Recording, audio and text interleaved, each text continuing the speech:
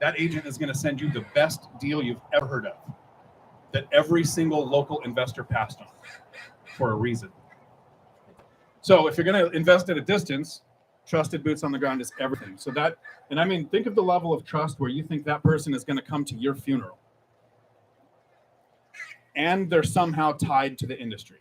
Property manager, contractor, handyman, agent. I looked at it a very different way. I prefer to invest in the expensive market. I will have less units, but my cash flow is better with less transactions. I call myself the lazy investor because I was working full time. I'm a single parent with 3 kids. I didn't want to invest and create another job. I wanted to invest and create income. So if I invested in Gary at an average cash flow of 300, 400 per door. When I start out, what I look for is $250 a month in straight profit. Very low cash flowing properties. So instead, I invest here. I have 16 rental units on 7 properties, and the cash flow is about $17,000 a month after everything. So it takes a lot less deals, but the discipline to save up the down payment to wait and find that great deal. Well, I'll close on one every 2 years. He's getting 3 or 4 a year. So he's going to scale much faster, kind of like Christian and Cody's strategy, where the end goal is different. So if your end goal is a larger portfolio, there are different strategies to get there. My goal was the least number of units with the highest cash flow. Like I have 16 right now. I'm probably going to buy another one because this is a terrible problem that you're all going to have. The money piles up. You have to do something with it, right? But at some point, I might sell some properties and pay off debt. So I might have less properties, but more income. One thing to cover, we get to the, we're going to do a thing where we cover a couple of different things with our strategies. But I have a paradox.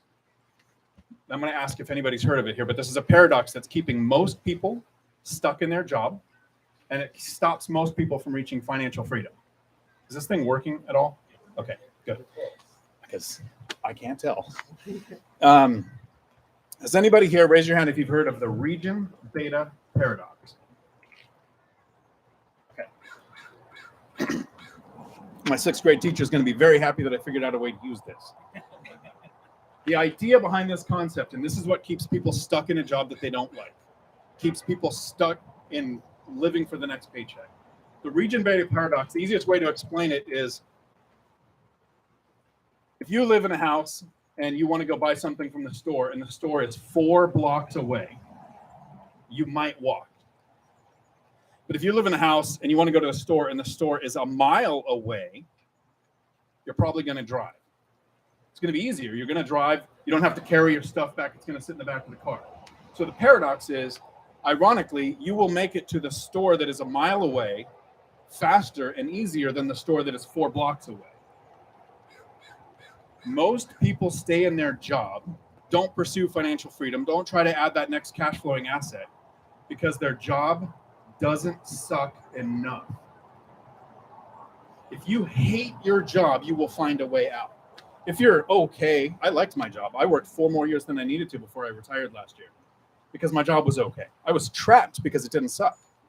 If you hate your job, you're going to find a way out. So right now, if you have a job that you've worked very hard to build a life you don't need to escape, and you're comfortable going to work, and you're looking forward to that next paycheck, that's the paradox that's stopping you from doing the thing that it takes to get the next investment. When we say something like house hack, I'm just in the bigger pockets, what do we call it? Not accountability group, something like that. It's an accountability group. It's exactly what it is. Somebody brought up the idea of, getting started in real estate. I suggested house hacking, and they said, absolutely not. There's no way we can do that. I have a family. And then they described house hacking as their strategy. Because the thought of doing something that you've heard of, house hacking, we think, there's 2 versions of it. One is reduce or eliminate your largest expense. The second is to use owner-occupied lending to get properties. So they can't share property. They don't want to have somebody living on the property because they have kids. So what their plan is to buy a house with owner-occupied lending, live there for a year, rinse and repeat, and get some rentals. That's house hacking. You don't even have to share space. But the idea is the person, when they heard house hacking, dismissed it because their life doesn't suck enough. They don't want the financial freedom enough. They're not trying to find a way out of their current situation. So when somebody says, how many rentals do you have? What is your cash flow goal? I think the question to ask is, what are you willing to do to get what you want? Because every time you look at something with that region beta paradox, this is comfortable. You've probably seen the meme. The greatest dream killer ever is the paycheck. You work for the paycheck because it's comfortable. If you can recognize that when you're not taking action, when you don't take that 20 to 30 minutes a day to actually look at the MLS listings or look at your mailer responses or take and do the work that it takes to actually find that next deal, you think today I'll just skip it because life doesn't suck enough. I'm not saying this to you specifically, but it's going to sound like it. Your life sucks if you have to work. You can choose to work, but if you have to work, life sucks. You don't have freedom. And so the goal with this real estate investing is to have that freedom so that you don't have to work, and then you can choose to. I mean, Mike's going to be retiring from law enforcement. I retired from from working completely. I spent the last decade running a CDL school so that I could play World of Warcraft. Like, that's my job now. What are you going to do when you retire? When you reach financial freedom from real estate and you no longer are going to be a police officer? Yeah, so as Cody loves to so eloquently put, when we become a police officer, you just get accustomed to being shot at. And I said to myself, how am I going to fulfill that need for adrenaline and have bullets winging over my head? I'll invest in Gary, Indiana, so my tenants can play. So that's what, so that's how I'm going to fulfill that need. But what am I going to do? Yeah, I'm going to spend more time with my kid. I'm a single dad, got full custody of my son. It's just him and me. So yeah, I want to, as he's 6 years old now, play more soccer with him, do more fighting with him, things like that, all the good stuff. So, but you need time, especially in my job. Just this year, I've been shot at a handful of times. I'm not going to get lucky forever, so I need to figure out a way to get out of the game and do something different sooner rather than later. And so that's my plan: spend more time with my kid, manage my real estate, attend cool events like this, and meet cool people like all of you. That's what I'm going to do and what I want to do. Every time before this second that I've heard him talk about after law enforcement, he's talked about being a realtor. That too, my bad. I'm sorry. No, that's okay. I'm going to move to Florida and get a real estate license, house hack, buy condos, Airbnb it, and yes, I have a real estate license. Right. So some of us are broken, and even after reaching financial freedom, they're going to be thinking of other ways to make money. I'll play World of Warcraft with you. I'm not above it. Everybody here realizes that we're here missing the debut of Diablo 4, right? This is the weekend. I don't know if there's any gamers here, but they laughed pretty hard at that, so I'm going to bet that these two know what we're talking about. Tony would be here. Tony works for Blizzard and does that. So, in order to find the right strategy that's going to work for you, it's really important that you pick your end goal. So we have a really good community of people here that can help you. We have Michael Zuber from One Rental at a Time, who has these books here where we each brought one of these books. I brought this because I want to return a favor on my YouTube channel. This is for leaving all of the comments that you did, Aaron. I appreciate each one. Mike's probably going to give his away for the best question that we get after we wrap up and go to questions. Or insult. You got jokes, you get a book. Right. So how many people here are gamers? Okay. So you might get this, everyone else I'm going to try. When you play a video game, the idea is, so like MMORPG, first-person shooter, the idea is you look at how you want your character to end up, and then you reverse engineer the path to get there. Real estate is exactly the same. Do you want a massive portfolio that gives you a beyond financial freedom number where you can do stupid things with money? Christian and Cody, Matt the Lumberjack Landlord, their strategy, I would suggest it. If you want the lazy path to financial freedom, that's what I do. It's going to take 10 years. I think the average person can reach financial freedom in 10 years or less, even if you're not starting from the best position. If you want to invest at a distance, Millennial Mike is the source that I would go to for that. So the idea is, until you pick your end goal, you're going to spin your wheels and get two things that happen to new investors, if there are any new investors here. Shiny object syndrome. You're going to hear about every different way of investing and how that it can be successful, And if you dedicated all of your time to that way, you would be successful. But 5 minutes later, you're going to be thinking about something else you heard. And the other thing is analysis paralysis. So before I wrap up, and I want to get to that part of how you get your tenants to ask you to raise the rent, which makes it a lot easier to find cash flowing deals on the MLS. So all my deals are from the MLS. No creative financing, no mailers, no going to, this is an overshare. So I'm a pirate minister. I marry people for free, as long as you're okay with me showing up as a pirate. And I get to go and file the marriage certificate, right? And I've always thought this is the best source of properties on the planet, because it's also the place people go when they're filing for divorce. Don't do that. That's not a good place to do. I just, every time I'm there printing the papers, I'm like, wow, there's a whole bunch of people here that want to get rid of their property. So hopefully you're thinking of questions if it comes to how to invest while you're working full time, and maybe while you're like a single parent super busy, or if you have young kids and you could be a couple of me super busy, if you want to invest at a distance. But is there anything you wanted before we get to the blended strategy? Yeah, the question that I always like to ask: how many people here own a rental property? That's actually a pretty good amount. Looks like a lot of people here are already killing it. And so, how many people don't own real estate, any real estate at all? Okay, so we got, maybe it's like 30% don't, 70% do. We just want to know who we're talking to, because people are at all different paths of their journey. And something that I've come to realize is whether you haven't bought anything, or you bought your first one, or you just closed on a 12-plex, whatever they closed on yesterday. Congrats, Cody and Christian. You still always get that feeling of like, oh, I'm stuck because I want the next deal. Oh, I want to keep going, until you get to be the lazy guy who's just done. But like, so if you're feeling like stuck, what do I do next? I'm not sure, what strategy should I employ? Yeah, shiny object syndrome, we'll talk about that, but it's normal for everybody to feel stuck. I closed on a triplex yesterday for my 13th unit, and I'm already like, oh man, I gotta find money again. I gotta find another deal again. I gotta go talk to all these people again. So you kind of get those emotions in. We want your questions so we can help you get to whatever your next step is. So please think of good questions. He's gonna explain a cool strategy here. Come up with some good questions, and yeah, we're looking forward to it. Okay, so before I talk about this thing called the binder strategy, there are 6 steps that we take as investors in your 13th and 14th rental.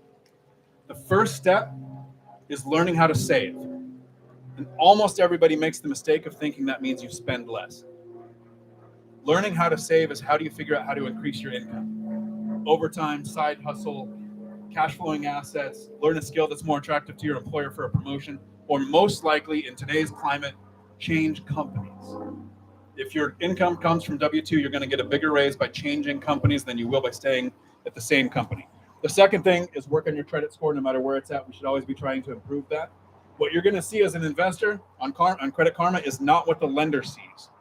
Lenders will tell us that you want at least a 740 credit score for the best lending options. But what we see on Credit Karma can often be 30 to 40 points above what the lender is going to see. So your goal, even though you're going to hear 740 everywhere, every source you go to, should be at least a 780, so that the lender always sees that 740. Third step, talk to a lender. If you don't know what your options are, you won't know how to reverse engineer your path to where you're trying to go. And that might be that you can't borrow money. You might be Christian, Cody, Caleb, Chuck, that 3 of them, before they could buy beer, had dozens of units. By going, oh, so I can't borrow money, but I can have the sellers carry this. It might be a DSCR loan. It might be asset-based lending. It might be VA, owner-occupied, whatever it is. But until you talk to a lender, don't waste an agent's time by trying to talk to a realtor before you have talked to a lender. The 4th step is pick that strategy. Now that you know your lending options, you're working on that saving and credit score is something you could do consistently for years before you buy that first rental. So that's something you work on today. That 4th step, when you pick that strategy, it has to be one that you will get you to your goal, that you can figure out how to do, you have the bandwidth for, and you know that you'll be able to stick to it. Like, I'm super lazy. There is no way that I could do what Christian and Cody does, because they develop relationships with sellers. And they don't approach them with the sales pitch of, hey, sell me your properties, right? They have a brilliant way of doing that. I was working 50, 60 hours a week. I had to literally talk to an agent, set up an auto search, and make offers. And that was the amount of work that went into real estate. So you have to know what you can handle to know that you're going to be able to stick to your path. The fifth thing, we're 5 steps into real estate. This is when you talk to an agent. I use at least 3 agents. All my searches are set up on the MLS. And even if I was a realtor with access to the MLS, I would have at least 3 other agents searching for me. Because searching on the MLS is nuanced. And I've been doing this for over 10 years. And in a decade, my agents have one time ever sent me the same deal in a 24-hour period. So to set up those searches, figure out if it's going to be mailers, checking out county court records, using the websites that Christian and Cody talk about to find the owners of LLCs. Then the 6th step, actually look at deals, run the numbers, and get good and get that skill, because there's 4 words for you. Confidence comes from competence. The better you get at running deals, the more likely you're going to be confident in your ability to make offers. One strategy that I like to use when you're brand new, so not for the people who own rentals, but those people that are brand new, they don't have a rental yet, find an investor. Ask them if you can have the address to their property and you want to run the deal to see what your cash flow would look like and what your yield would be. And then just tell them, how close am I? They don't have to share their exact numbers, but they can tell you something that you don't know you're missing yet, because knowing the data is going to make it easier to learn that skill. So those are the 6 steps to get started. Here's this thing called the binder strategy. So I'm sorry for the people who've heard it before, but it never hurts to hear it again. And this is the abbreviated version. I just spent $10,000, stupid, to make a course on this for free. So the course is free. So if you go to sign up for the course, there isn't going to be a charge. But the idea is this helps tenants because it stops tenants from being kicked out of their house. And it helps landlords because what's the one thing that we get the most flack for? We're all greedy. We all jack the rent up. We kick people out of their places. So this strategy started because I was looking for properties on the MLS. And most properties for sale on the MLS, the owner is older, tired, not taking care of it, not doing upgrades, has been ignoring the tenants, and has made the number one mistake that landlords make. Can anybody think of what the number one mistake is? They don't raise the rent. So I did a 2-year study because I was getting close to retiring, and I was actually terrified. I think there are people who own properties, right? There are people who used to own properties. My real estate has given me freedom. I don't have to work anymore. What can happen to me where I wouldn't own properties anymore? So I was trying for years to find those owners. Couldn't find them because all of these kind of gatherings, it's bigger pockets, one rental at a time. It's people trying to grow their portfolio. It's not people who used to own one. So I found them in the Choose FI groups. So if you're in the Financial Independence Retire Early groups, the Choose FI, they're mostly stocks. So some of them used to own rentals, and I asked everyone across the board. Some people went through, death in the family, divorce, the problems, major health concern. There was a few people like that, but there was across the board, every single person who used to own rentals didn't raise the rent. So as a landlord, if you own rentals and you just raise the rent, you're a jerk. Everyone will hate you. They'll put it on social media. You'll get flamed. So I want to buy properties, and tenants live in fear of somebody buying their property and then kicking them out, raising the rents and they can't afford it, or not kicking them out and raising the rent and they can't afford it, so then they have to move. So what I do is I call this strategy the binder because it's actually done with a 3-ring binder. You're going to take, and it can be done through email and through text, but it's had the best result with a 3-ring binder. I go onto Zillow or Redfin or Realtor.com and I print out the front page of the binder is the property itself. So this is information that the tenant can also look up. It's going to have the sales price that you paid for it, a month or 2 later. It's going to have the current estimate, the Redfin estimate or the Zestimate from Zillow. So it points out to the tenant that this is the price that your insurance and your taxes are going to be based on. So that's how I present that information, but the tenant doesn't care.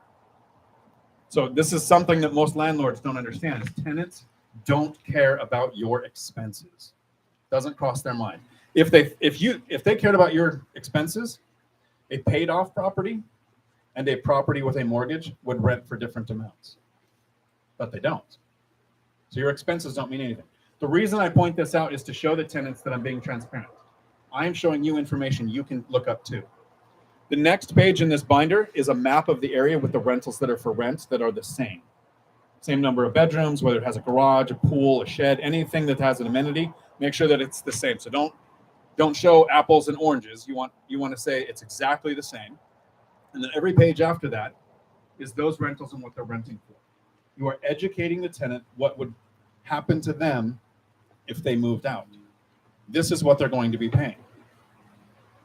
So an example is I purchased most of my properties in between Tacoma and Olympia here in Washington, and most of the rents on a property that I purchased is somewhere between $800 and $1,000. Probably hasn't been raised in 5 or 6 years. The area average rents are $1,500 or $1,600.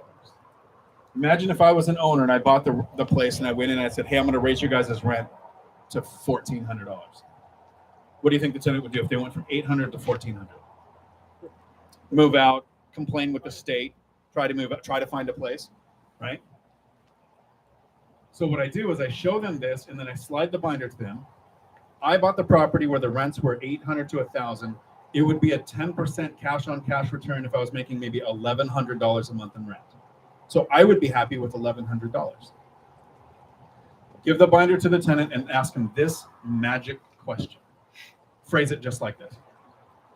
What do you think is fair? How many tenants have been involved in the process of setting their rents? Probably never, right? Unless they're looking for their place, that's the one time they get to choose. I've never had a tenant go, well, if the average is 15 or 16, well, let's go 15, right? They're not stupid. They would move to a better place that's brand new, fixed up or something for that. But I've never had a tenant say, I'm paying $800, I would like to pay $800. Every single time so far with those numbers, and the bigger numbers, it's actually a bigger increase, the tenants have asked for over a $300 a month increase. So the last ones that I did, they're now at $1,460, both sides of the duplex. It's a lot easier to find cash flowing deals on the MLS if you're confident in your ability to not have a tenant turnover, not have to do a rehab, not have to displace a tenant, and your rents are going to go above where you would like them at. And then the tenant is happy. So that is called the binder strategy. This works on Section 8. You're probably not going to take a binder and go and meet with the counselor, but I had Thurston County told me they would pay $1,800 for my rental. That was the cap on this rental. I showed them comps for $2,300 and $2,400, and I said, look, I'm not even trying to go that high. I just want 22. So that rental is at 22 now.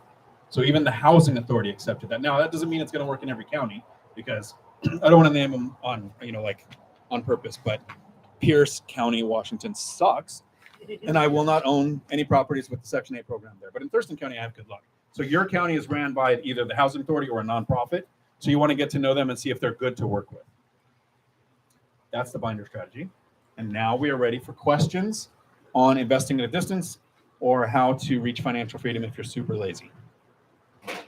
On that binder, does that work for new tenants and existing tenants? Or Thank you for reminding me that that's the next step that I usually talk about. So my primary use is I buy a property. There's actually two things. Thank you for asking that question. I usually wait 2 months to do the strategy, because if you close on a property, you did not get to vet those tenants, and I don't know if I want to keep them. What if you don't know their credit score, you don't know their work history, their income. So for those 2 months, I get to do a couple of things. The first thing, I remember to put all this in the course. So the first thing is I'm going to fix the place up. I'm going to do 3 things that I do on every rental. 4 things, I guess.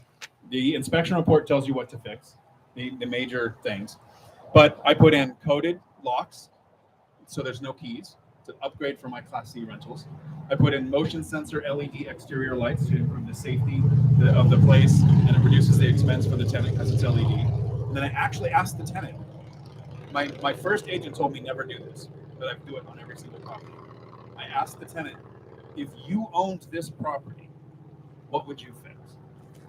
My agent was afraid they would say, well, I would add a bedroom, or I would pave the driveway, and it's never been that.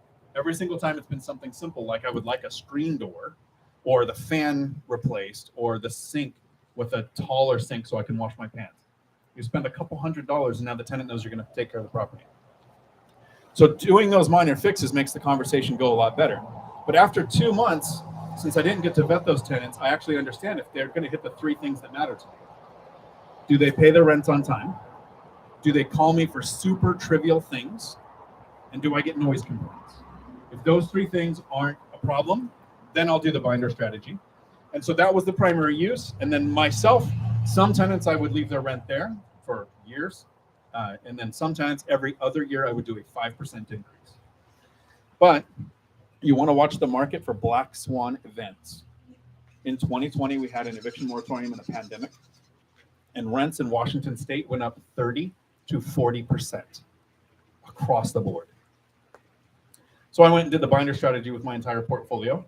And I just said, look, there's been this thing, my expenses, here's, insurance, which tenants do not care about your expenses. But I said, this is why we're having the conversation. And I showed the recent comps at 30 to 40% increase. My smallest rent increase that my tenants asked for in 2022 was 20%. And the biggest one was 28%.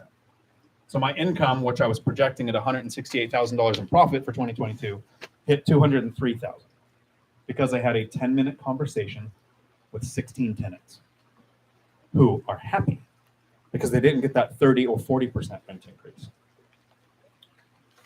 That's how that works. For those tenants that you just handed this binders to, have you done that with them previously, or these new? Okay. So this was a repeat for every single one of them. Yes, So that they was. knew what they were expecting. Okay. Yep. They knew. They knew. I showed up with a binder. Yeah. So, right. You're like catalog stock. You train. Exactly. Don't refer to them as that. Yeah. On your YouTube channel, they might watch. But it had been a few years. I didn't go in every year and use this strategy. So when you execute the strategy and you have this conversation, it's only at that point verbal agreement. Luckily, I put this in the course too. So I have a lease with me that has the next 2 months at the same amount and a blank spot for the 3rd month because there's a psychology to this. And I was trying to do the abbreviated one. These are great questions. So in Washington state, if you're going to do a rent increase, if you're in Seattle, you have to give 6 months notice, but for the rest of the state, you have to give a 60-day notice. 20 days if you're not going to renew. So you need to know your local laws and how much time you have to give. I don't say that to the tenants. There's no reason to say, I need to be legal here. What I do is I say, okay, so we have the conversation. They have suggested a new number. I've agreed. I have had a tenant suggest too small a number, and we're having a conversation. I say, well, that does seem fair for you, but compared to how far you are from the average, is that fair for me? And then they suggested another number. So it's an ongoing conversation. I have a video coming out with 2 people whose tenants suggested too big of an increase. And both of the landlords said, well, $1,600 sounds great. Let's go $1,450 because I'm not comfortable with that big of a jump. Imagine how happy those tenants are that they suggested a number and the landlord said, oh, that's too much.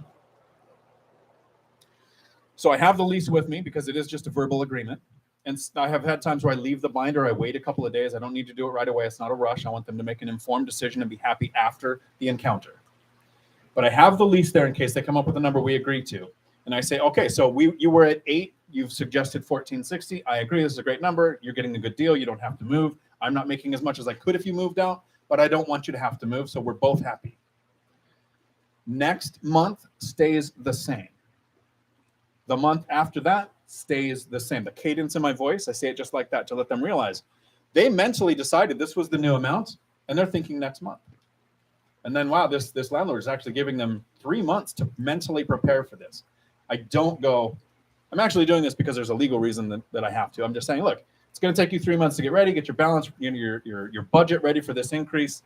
And then we sign the lease and then away I go.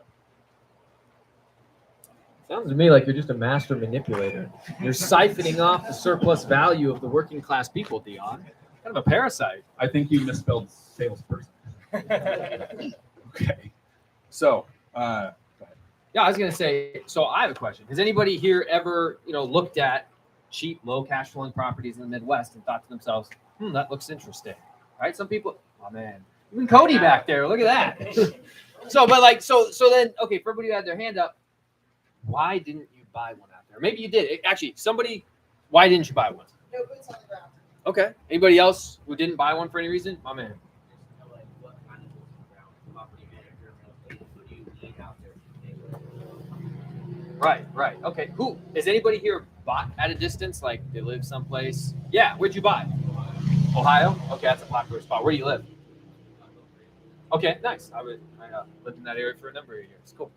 So you bought in Ohio. How many properties do you have out there? Five. And have you bought those over the last couple of years? Last year. Okay. What got you over the hump to convince you to invest in that area? I'm from there, so I kind of knew the area already. Sure. I knew the house was cheaper there, so I figured if I could get more units, I would go to the place I could buy more. That's why I started in Ohio. Yeah, that's real smart. And when I talk about investing at a distance, one of the first things I usually tell people is, hey, are you familiar with any markets? You're in Mill Creek, you're from Ohio. I'm from Grand Forks, North Dakota. Most people have never heard of it. There's like 7 people that live in the state. Nothing there. I was talking to Aaron, and he was from South Dakota. I was like, bro, why do you live in South Dakota? No offense, Aaron, you look great. But so I said to myself, do I want to invest where it's -60 and the air feels like it's stabbing your face? No.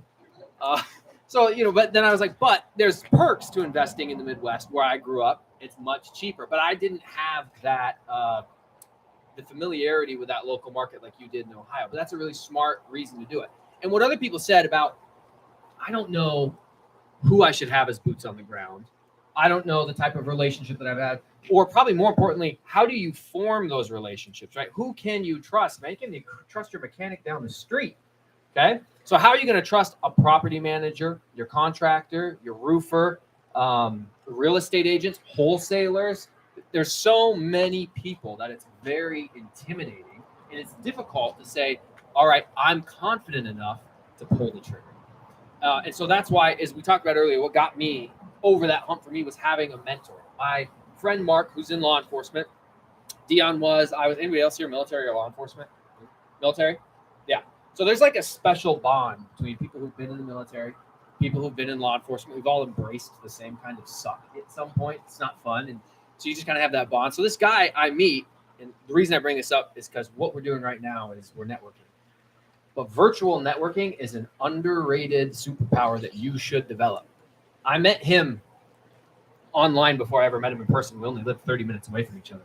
Every single person that I have met in Indiana, I met them for years prior to meeting them in person. My mentor, who I talk to 4 or 5 times a week for the last 5 years, I have still to this day never met in person.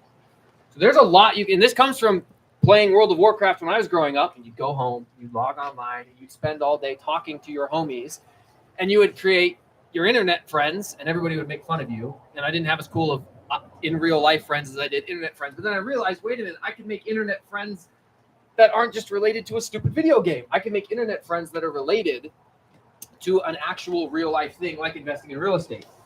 I was like the second interview on this guy's YouTube channel ever when he had no subscribers, like 2,000 subscribers, and his video quality was terrible. And now he's got like one of the number 1 or 2 selling books for real estate investing. And I finally met him in person in November of last year after years of being his friend. So to tie this all together, if you want to invest at a distance, I think it can work for you.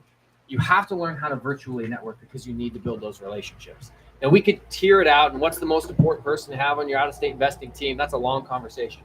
But don't diminish or minimize your ability to actually generate a legitimate, real relationship with someone, even if you've never met them in person. You can do an awful lot on Zoom calls and an awful lot in the comment section of a YouTube video, of an Instagram post, of a Facebook post. My man, what's your question? Sorry. What is it that you're presenting to this virtual person across the States what they can get out of the relationship? Like, for instance, I do some wholesaling last time. I called a real estate agent in Idaho. It was like, hey, if I find a deal, like, you have investors. And it didn't seem like it was all that enticing to him because he didn't know me. So what are you bringing to the table? How are you presenting how are you selling yourself? Sure. Yeah. And so the question for the cameras was, what are you presenting to the person across the table? How do you make it an equivalent exchange of value and stuff like that so they're interested in? So the first thing I would say, and I don't know where Cody went, but he's probably the one, right, who would say, you don't necessarily have to pitch it like you need something from them. If you just establish a relationship with somebody and a friendship, eventually, back to the manipulation aspect of it, they're going to feel like they have to help you out because you're your friend. So my mentor, Mark, commented on the YouTube video I did with this guy, which got, 12 views or something, like no views, right? He just commented on it and I responded and we started chatting. Oh, hey, we both are in law enforcement and like real estate. So we started chatting, we started being friends and talking. If you talk to enough people, eventually you're going to start to develop real friendships and relationships. And it didn't have to be something like, well, if you mentor me, then I'm going to do something for you. It was just a genuine friendship that was born out of shared similar life experiences and that were both in law enforcement and things like that. So yeah, you can try to present like a tit for tat type of system. Personally, I don't think that's the way you should go about it. I played sports, I've had coaches and all these types of things.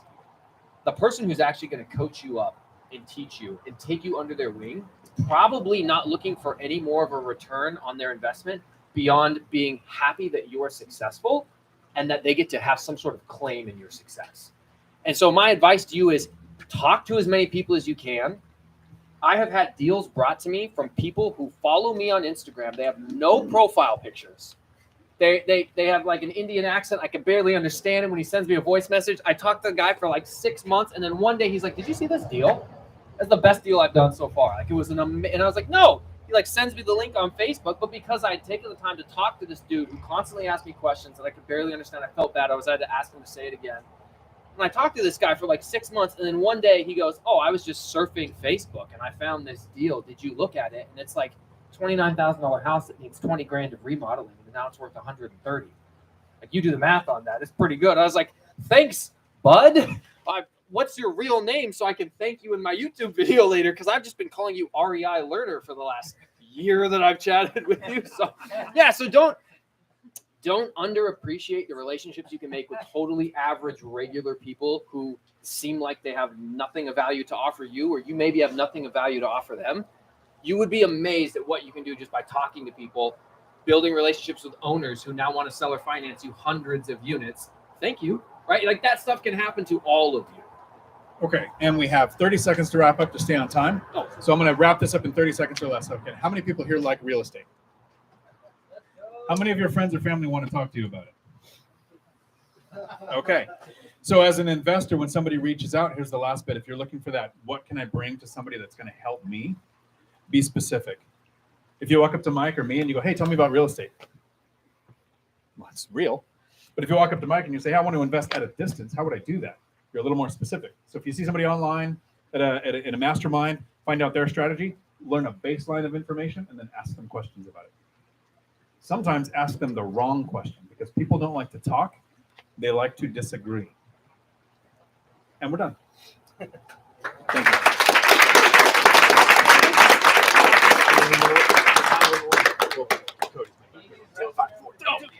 Question for DIon or Mike? Go for it. We're gonna get started in 10 more. What's up, man? Thank you. How are you? It's great to see you. Good. How are you? Very good. Very good. Are you fireman? How's things been going? Great. Yeah. Yeah, she showed up. I don't know. We both show up to the same calls. You show up 30 minutes after us. So you didn't miss your shot. You missed that shot. Oh, Onto the really? net. Yeah. I really appreciate it. I don't know if you remember, but like Yeah. before I even knew Cody this summer, I sent you a Crazy swap message all out with the guys. about your views on whether or not you should invest outside the United States. Right, yeah. You're investing I probably in- gave you the Grant Cardone answer, and yeah, I'm still investing here, man, where they don't like it. Hey, I got you in the action. Oh, wait, not that one. Got some action shots. Nice. Yeah, got a quick one for you. Yeah. So when you're approaching the tenants, are you approaching them from, I'm DIon, the landlord, the property manager, or the binder guy? Like, how are you So, presenting yours? Because I'd imagine you want to be I'm the new anonymous, owner. right? I'm the new owner. Okay. Right. So I just say that, and I go, but I have a couple of partners It's- that I have to run any big decisions. That way, if I have to say no, I'm not a bad guy. Right. Okay. Yeah. So I do, but I always say because they can go to county records and they can see your name. they can go to LLC.com that he talks about. You're Become the the owner of landlord, any LLC. So anonymity doesn't help. Yeah. But so you don't have to be the one that says I can't say that. I have to check with my partners. I'll get back with you. And then no, they said no, that's stupid or whatever. Yeah. Okay. Good. Yeah. Deferral of responsibility to a degree. Exactly. Yeah. Right. Yeah. They don't have to know my partner's my cat or my kid's cat or the neighbor's dog or whatever. Right? Yeah. I love it. Okay. Yeah. I mean, that's great. Yeah. Because you're Are we like, still in the live stream? I'm standing right in the camera. Yeah, you should turn that off because I was going to share all kinds of illegal stuff that would get me sued. Nice work, DIon. Thank you. What's up, man? Thank you. Yeah. I Have a nice appreciate week, that. Tom. Yeah, okay, cool. Yeah. I'll have you WeChat. Please come Sure. here. Let's come up here. Oh, thank goodness. I respond to everybody. I try always my looking best, through. but sometimes it takes me. The road noise was a little much today, but Yeah, that's why I was hoping this. Me and Mike aren't trained to keep it close enough so we can hear it. yeah. Oh, I'm just. Oh yeah, no, I was just saying my stuff.